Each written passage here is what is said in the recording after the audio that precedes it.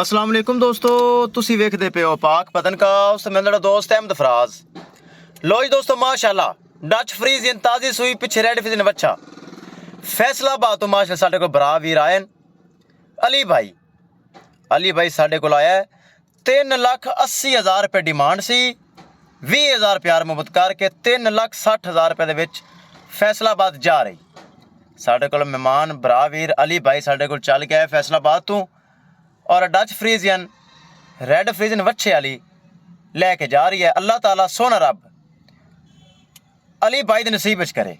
बहुत अच्छी नस्ल ए वेखो साडे कोल बरा वीर चल के आए। या वीडियो वेखी साडे कोल 2.5-3 घंटे बाद आए ने और ए लैके जा रहे हैं।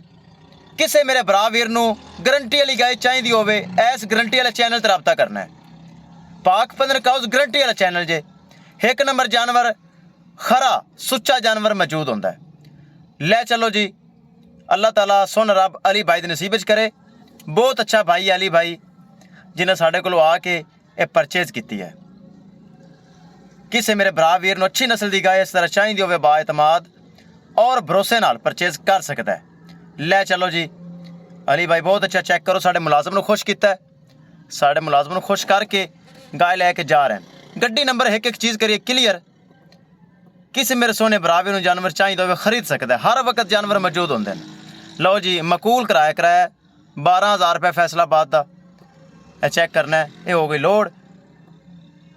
ए चेक करो, किसी मेरे बरावे नू जानवर चाहिए तो रब्ता करके हुणे ही परचेज कर सकता है। इंशाल्लाह दोस्तों मिलेंगे एक नई वीडियो के नाल। अपने फराज दोस्त नू दो इजाज़त। अल्लाह निगहबान।